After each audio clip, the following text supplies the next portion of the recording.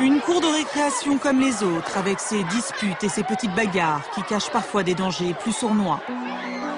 Dans toutes les écoles de France, des élèves sont martyrisés tous les jours par leurs camarades.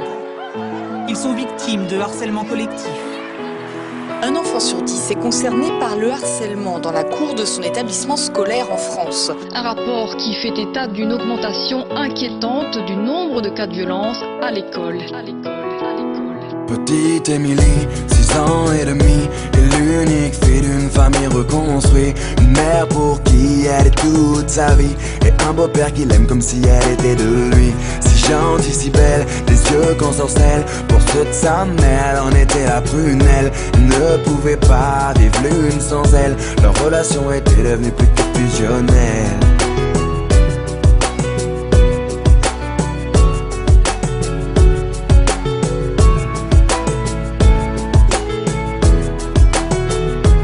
Petite Émilie, à 8 ans passés, rien n'a changé sauf qu'elle a déménagé. Fini la campagne isolée, elle vit maintenant en ville car sa maman fut mutée.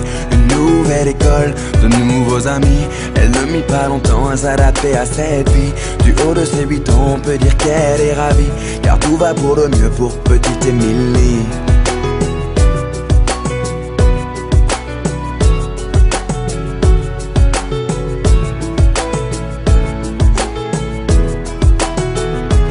Petite Émilie, à 10 ans, était devenue une petite fille comblée. On peut dire que l'école lui plaisait. Bonne élève pour maman, elle en était une fierté.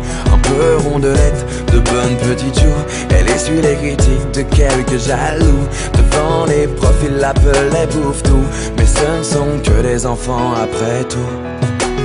Depuis quelque temps, une nouvelle forme de violence se développe sur les réseaux sociaux. Elles prennent différentes formes, elles peuvent prendre la forme de châtiment corporel, mais elles peuvent aussi prendre une forme plus insidieuse, qui est tout ce qui est la violence plus psychologique. Petite Émilie, à 12 ans maintenant, adolescente enfermée aux grandes dames de maman. Fini le joli visage souriant, c'est une petite fille maussade qu'elle est devenue à présent. Faut dire qu'au collège, tout avait changé. Trop d'élèves ne faisaient que de se moquer. Partout elle se sentait rejetée, tantôt frappée, tantôt injuriée. Elle se demandait comment faire face. Elle était devenue le souffle-douleur de la classe. Sur les réseaux sociaux, ils l'appelaient la dégueulasse.